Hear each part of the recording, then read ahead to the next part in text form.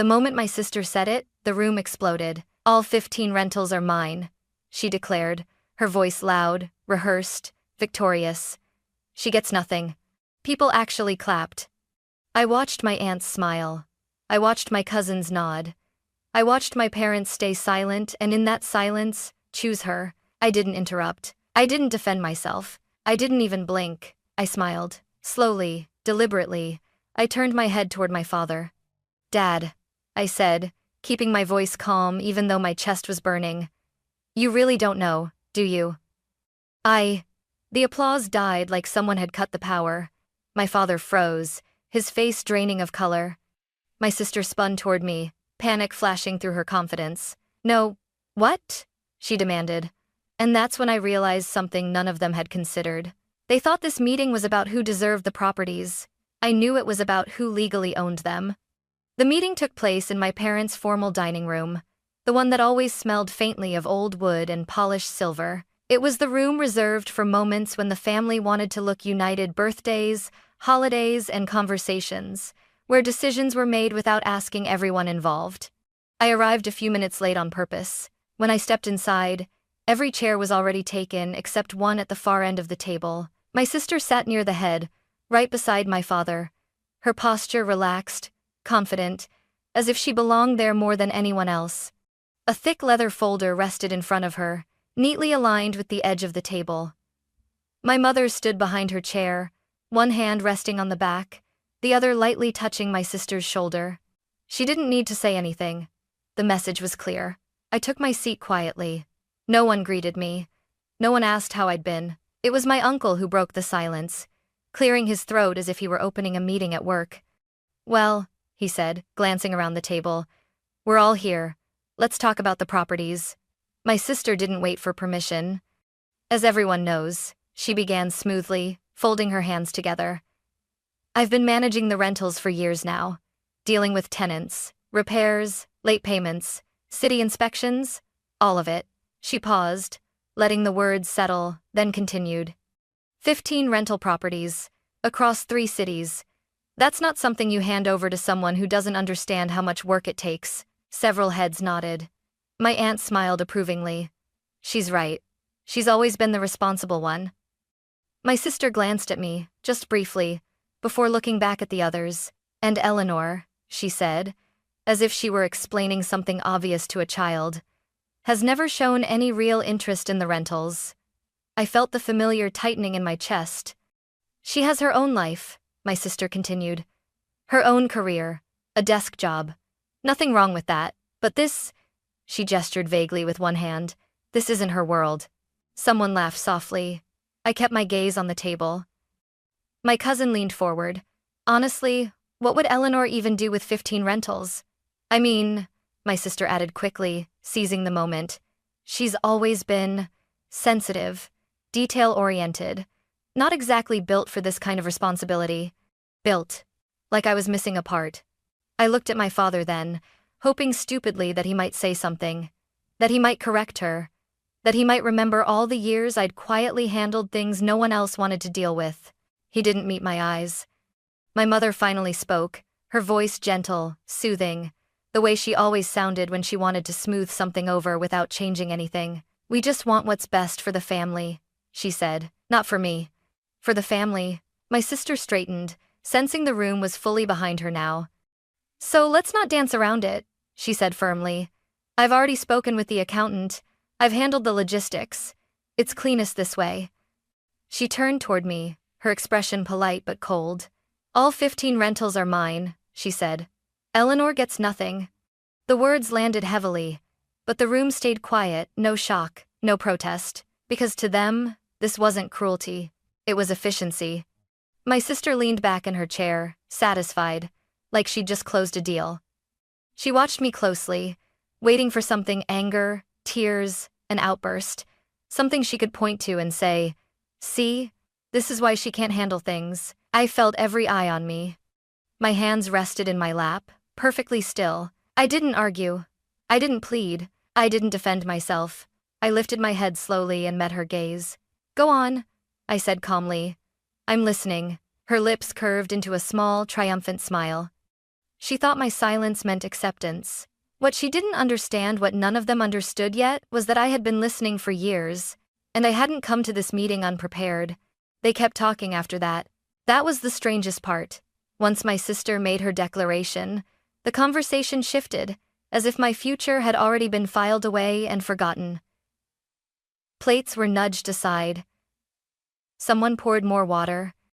My aunt asked whether the accountant should be looped in just to finalize things. I sat there, breathing slowly, listening. For years this had been my role, present, but optional. Seen but not considered. It was almost comforting how predictable they were. My sister crossed her legs and leaned toward my father. "I'll need access to the remaining files," she said casually. "Some of the older records are still scattered." My father nodded. "Whatever you need." I noticed how easily he said it, how little hesitation there was. My sister smiled, encouraged. "I'll also need the spare keys. Some tenants are overdue, and I want to make sure everything's handled efficiently." Efficiently? I glanced up. "You mean the tenants on Maple Street?" I asked quietly. The table went silent again, but this time it was different. My sister turned toward me, surprised. "What about them?" "Nothing," I said, shrugging lightly. "Just thought you might want to be specific." She stared at me for a second too long before recovering. "I manage all of them, Eleanor." "You wouldn't understand the details." That was her favorite line. I nodded as if accepting the explanation, but my mind replayed memories she didn't know. I had late-night emails from tenants she claimed didn't exist, invoices that never matched the work described, deposits that disappeared for weeks before showing up again. I had noticed. I had always noticed. My uncle chuckled awkwardly. "Eleanor's always been observant. Maybe she should have gone into accounting. Or surveillance," my cousin joked. Laughter followed. I smiled politely, even though my stomach tightened. My sister leaned closer to me, lowering her voice. "You don't have to do this," she said. "We can keep things simple." "Simple for who?" I asked. Her eyes hardened. "For everyone." That was the difference between us. She believed everyone meant the people with the loudest voices. I believed it meant the people affected by the truth. My mother cleared her throat. "Eleanor, sweetheart, if something's bothering you, you should say it now." I looked at her, then really looked at her. All those years she'd told me to be patient, to keep the peace, to not rock the boat. I took a breath. "I'm not bothered," I said calmly. "I'm just trying to understand how we reached this conclusion." My sister scoffed. "It's obvious." "Is it?" I asked. She straightened in her chair. "Yes. Grandpa left the properties to Dad. Dad let me manage them. I've done the work. End of story." She said it with certainty, like repetition alone could make it unbreakable. I turned to my father. "Is that what you believe?" I asked gently. He hesitated, just for a moment. But it was enough. The hesitation spread through the room like a draft. My aunt shifted in her seat. My uncle frowned slightly. My sister noticed it too, her jaw tightened, her foot tapping once against the floor. "Dad," she said sharply, "you know this." He nodded, but his voice was softer now. That's how I understood it, yes. Understood. Not confirmed. Not verified. Understood. I leaned back in my chair, folding my hands again. "Okay," I said quietly. My sister exhaled in relief, mistaking my response for retreat. "Good," she said. "Then we're done here." She looked around the table, already moving on. What she didn't realize, what none of them realized, was that the more they spoke, the clearer it became. They weren't lying. They were assuming. And assumptions, I knew, were fragile things. I looked down at my bag, resting beside my chair. Inside, it was everything they hadn't asked to see. I didn't reach for it yet. Not because I was afraid, but because timing matters. And the moment they felt most certain, that's when the truth would do the most damage. My sister was already gathering her folder when I spoke again. "Dad," I said. My voice wasn't loud. I didn't raise it. I didn't need to. She froze mid-motion, fingers still touching the leather cover. "Yes?" my father answered, looking tired now, older than he had when the meeting began. I chose my words carefully. "Before we end this," I said, "can I ask you something?"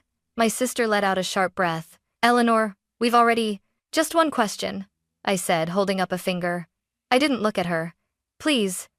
The room went quiet in that uncomfortable way it does when people sense something is about to change but don't yet know how. My father nodded slowly. All right.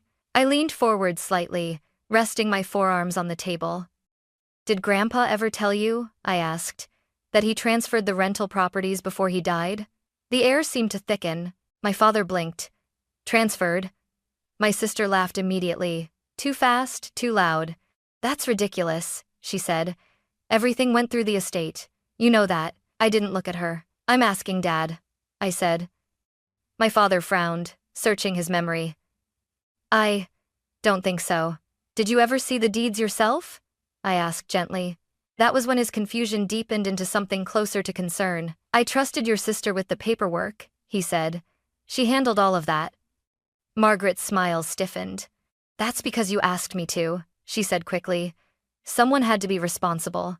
I nodded slowly, as if considering her words. And when you say the paperwork, I continued, turning back to my father, do you mean copies of the deeds? Or just summaries? My aunt leaned forward now. Why does that matter? Because, I said, keeping my voice even, summaries aren't ownership. My sister pushed her chair back slightly, just an inch, but enough to make the legs scrape softly against the floor. You're overcomplicating this, she snapped. Grandpa wouldn't have done something like that without telling us. I finally looked at her. You mean without telling you? I said. Her eyes flashed. What is that supposed to mean? It means, I replied, that Grandpa and I talked more than you think. That landed harder than I expected. My mother stiffened. Eleanor, why didn't you ever say anything? I held her gaze. Because no one ever asked. Silence followed. Not the comfortable kind. Not the kind you can talk your way out of. My sister folded her arms tightly across her chest. You're implying something, she said. If you have something to say it. I took a breath. I'm saying, I replied, that I don't think we're all working from the same information. My father rubbed his temple. Eleanor, are you saying the properties aren't part of the estate? I'm saying, I answered carefully, that Grandpa settled certain things while he was still alive. My sister stood up abruptly. This is insane, she said. You're confused. Or worse, you're trying to cause problems.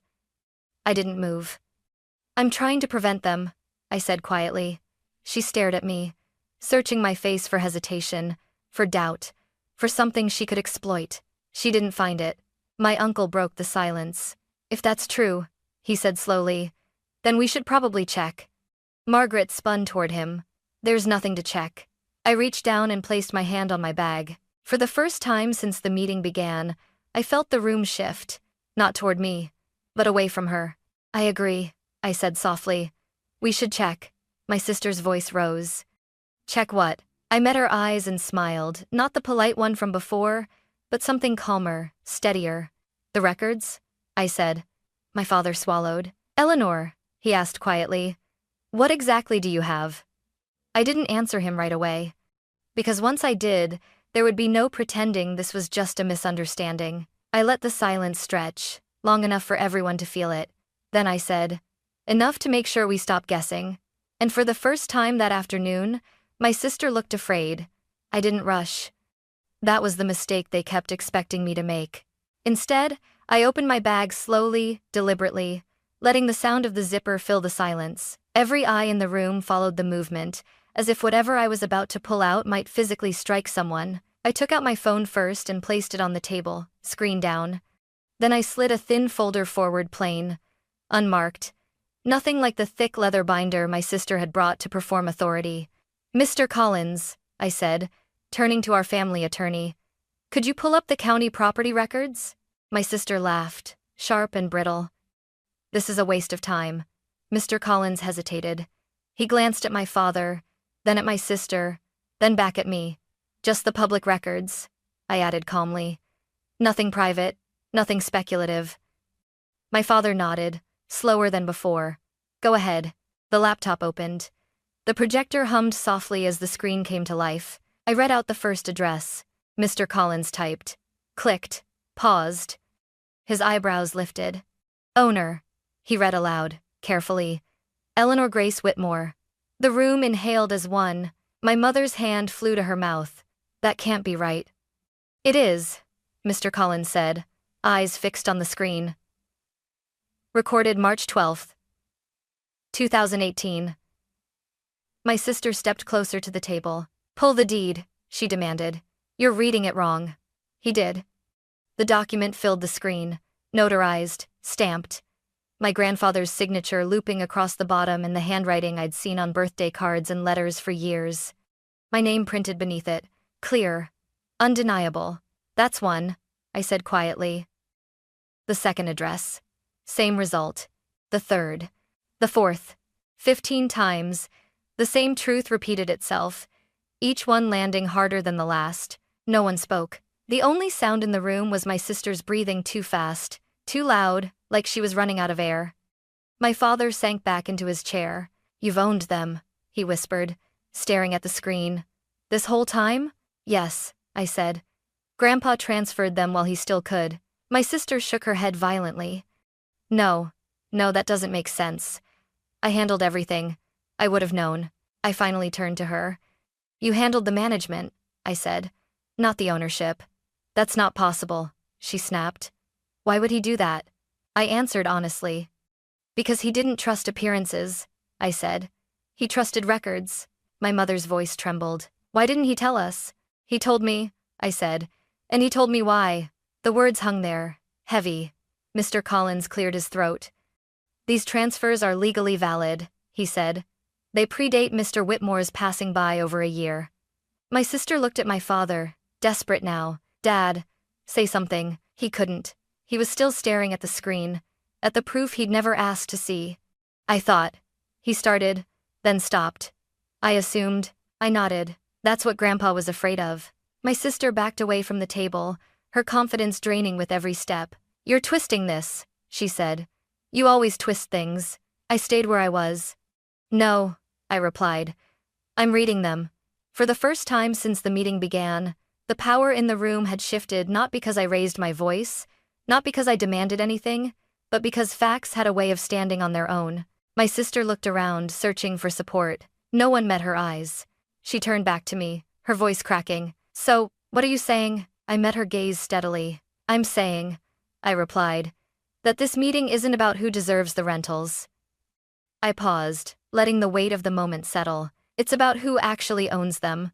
And with that, the story my family had believed for years finally collapsed under its own assumptions. For a moment no one moved. The proof was still glowing on the screen behind us, 15 addresses, 15 confirmations, 15 quiet indictments of everything my sister had just claimed. The meeting that had begun with applause now felt like a room waiting for a verdict. Margaret was the first to break. You planned this, she said, her voice sharp, brittle at the edges. You let me talk. You let me embarrass myself. I shook my head slowly. No, I said. You did that on your own. She turned to my father, panic creeping into her eyes. Dad, you know I took care of everything. I protected this family. You managed what you were allowed to manage, I said. That's not the same thing. My mother stepped forward, hands trembling. Eleanor, please, she said softly. We don't need to tear each other apart. I felt something inside me tighten. I didn't bring the truth into this room, I said. It was already here. Margaret laughed, a hollow sound. Oh, come on, she said. You expect us to believe Grandpa secretly signed everything over to you and no one noticed? He noticed, I replied. He just didn't announce it. I reached down and opened the plain folder I'd brought with me. This time I didn't hesitate. Inside was a thick stack of documents, organized, tabbed, precise. For the last 5 years, I continued, I've been reviewing the rental accounts. Quietly, Margaret's eyes widened. You had no right. I had every right, I said calmly. I was the owner. I placed the folder on the table and slid it toward Mr. Collins. Forensic summaries, I said. Every rent payment received, every expense claimed, every gap.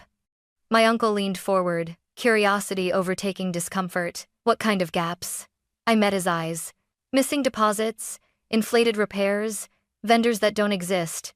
Margaret slammed her hand on the table. That's a lie. It's documented, I said, and verified. Mr. Collins flipped through the pages, his expression tightening with each turn. This isn't speculation, he said quietly. These are discrepancies. How much? My father asked hoarsely. I swallowed once before answering. $243,900. The number hung in the air like smoke. My mother staggered back into her chair. That can't be right. Margaret shook her head violently. You're twisting numbers. That's not theft. That's miscommunication. Miscommunication doesn't create phantom invoices, I replied. Or cash payments that never reached the account. She turned on me, eyes blazing. You stayed quiet on purpose. You wanted me to fail. I stood, slowly, steadily. I stayed quiet because Grandpa told me to, I said, my voice finally breaking through the careful calm. He warned me. He said if I spoke too soon, the truth would disappear under excuses. Sighed the peace-said occasion were man. My father looked up sharply. He warned you. About Margaret? Yes, I said. About anyone who confused access with entitlement. Margaret's voice cracked. You let me keep managing everything. You insisted, I said. I documented. She stared at me, disbelief giving way to something raw. So what? She demanded. You're going to sue your own sister? I held her gaze. I'm going to protect what's mine, I said. And hold people accountable. My mother reached for my arm. Family doesn't do this.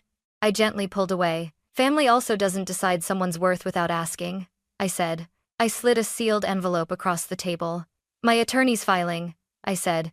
It goes in Monday. Margaret collapsed back into her chair, as if the strength had drained from her body. Her confidence, her certainty, the story she'd built for years, all of it folded inward. The room felt smaller now, heavier. No one applauded. No one cheered. Because this wasn't a victory. It was a reckoning. And as I looked around the table at the people who had once decided my future without me, I realized something else. The meeting wasn't about rentals anymore. It was about consequences. And for the first time, they were unavoidable. I didn't wait for anyone to say another word. There was nothing left to argue, and nothing left to explain. The facts were already on the table, glowing coldly from the screen, stacked neatly inside the folder I had brought. Staying would only invite bargaining, and I was done negotiating my own reality. I gathered my bag and stood. Eleanor, my father said quietly, his voice unsteady. Let's slow down. We can talk about this. We've been talking for years, I replied. This is the first time we're actually doing something. Margaret looked up at me then, her face pale, her confidence gone. You can't just walk away, she said. This affects all of us. That's exactly why I'm walking away, I answered. I left the dining room without looking back. By Monday morning, the filing was submitted. I sat in my attorney's office, my hands resting flat on the desk as the clerk stamped the documents received. The sound was small, almost anticlimactic, but it felt like a line being drawn through 5 years of silence. Done. By Tuesday, 2 investigators contacted me to schedule a meeting. We sat in a quiet coffee shop, my folder open between us, pages spread out like a map of decisions made without oversight. They asked questions. I answered calmly, methodically, the way I'd learned to when facts mattered more than feelings. No one raised their voice. No one accused me of anything. They simply took notes. That night, my phone vibrated nonstop. Margaret called. And called again. Then text messages appeared, one after another. I didn't realize. I thought everything was approved. I can fix this. I read them all without replying. An hour later, a voicemail came through. Her voice was shaking now, stripped of the authority she'd worn so easily at the meeting. Eleanor, please, she said. I'll pay it back. I swear, I never meant for this to happen. I listened once, then I deleted it. I typed a single message and sent it. Turn over the keys within 48 hours. She didn't respond. She didn't have to. By Thursday, I had already scheduled the locksmith.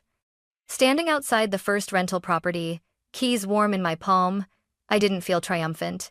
I felt strangely grounded.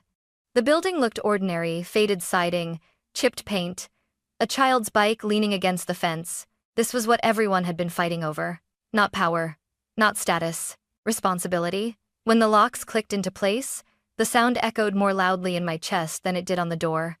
For the first time, the properties were not just mine on paper. They were mine in practice. That evening, I sent formal notices to vendors and tenants, introducing myself not as someone's sister, not as a background figure, but as the owner, I kept the language professional, neutral, protective, no drama, no revenge, just clarity. As I closed my laptop, exhaustion finally settled in, but underneath it was something unfamiliar. Relief. The system was moving now, and for once, it was moving in my direction. My father came alone that Saturday. No warnings, no messages beforehand. Just a knock on my apartment door, hesitant and uneven, like he wasn't sure he had the right to be there. When I opened it, he stood in the hallway with his hands clasped in front of him, shoulders slumped in a way I'd never seen before. He looked smaller, older. Not the man who used to command rooms with his voice, but someone who had realized too late how much he'd missed. "Can I come in?" he asked. I stepped aside. We sat at opposite ends of the couch, the space between us heavy with everything that had gone unsaid for years. He stared at his hands for a long moment before speaking. "I didn't know," he said quietly. I waited. "I thought," he continued, swallowing hard, "that letting Margaret handle things was the safest choice. She was loud, confident, always asking for control. And you?" His voice trailed off. "And I was quiet. I finished for him." He nodded, shame flickering across his face. "I took that for compliance," he said. "For comfort." I stood and retrieved the packet of documents from my desk, the copies of the deeds, the timelines, the records that had lived in my life long before they mattered to him. I handed them to him. "You could have known," I said gently. "All of this was public, you just never looked." His hands shook as he flipped through the pages. "He trusted you," he whispered. "Yes," I said, "but he also trusted you to ask questions." Tears welled in his eyes, and when he looked up at me, they finally spilled over. "I didn't see you," he said. "Not really, I'm so sorry." The apology didn't fix anything, but it mattered. "I spent years thinking I wasn't enough," I said softly. "That if I spoke louder, or pushed harder, you'd notice me." He shook his head, voice breaking. "You were always enough. I just wasn't paying attention." We sat in silence after that, not the tense kind, but the quiet that comes when there's nothing left to defend. He reached for my hand, tentative, like he wasn't sure I'd let him. I did. "I'm proud of you," he said finally. "Not because of the properties, but because you stood up for yourself." I believed him, not because the words were perfect, but because they cost him something to say. When he left, the apartment felt different. Lighter, not healed, but honest. And for the first time, I realized that recognition, even when it comes late, can still change the shape of a wound. That night, after my father left, I sat alone at my kitchen table with my laptop open and the windows cracked just enough to let the city breathe in. I drafted emails slowly, carefully introductions to tenants, notices to vendors, confirmations to the bank. Nothing dramatic, nothing personal, just clarity. For the first time, my name didn't feel like something I had to defend. It was simply mine. Over the next few days, responses came in. Tenants thanked me for explaining things clearly. One woman told me she was relieved to finally know who to contact when something broke. Another said my grandfather had spoken of me once, years ago, with quiet pride. I closed my eyes and let that sit with me. The properties weren't trophies. They were responsibilities. Places where people live their lives, ordinary, fragile, important lives. That was the part everyone else had missed. Margaret stopped calling. I didn't know what consequences she would face, and I didn't try to control that. I had learned that accountability didn't require cruelty. It required boundaries. What surprised me most was how calm I felt. Not vindicated, not victorious, just steady. One evening, as I locked up my office and stepped into the cool air outside, I realized something else had changed too. I wasn't measuring myself against my sister anymore, or my parents, or anyone else's expectations. I had protected what was mine. I had told the truth when it mattered. And I had done it without becoming someone I didn't recognize. That was the real inheritance my grandfather left me. Not the properties, but the patience to watch, the courage to speak, and the wisdom to know when silence was preparation and when it was time to finally be heard. That night, I slept deeply. No rehearsing conversations, no guarding my name, just rest. And in the morning, I woke up knowing this. I didn't take anything from my family. I claimed myself.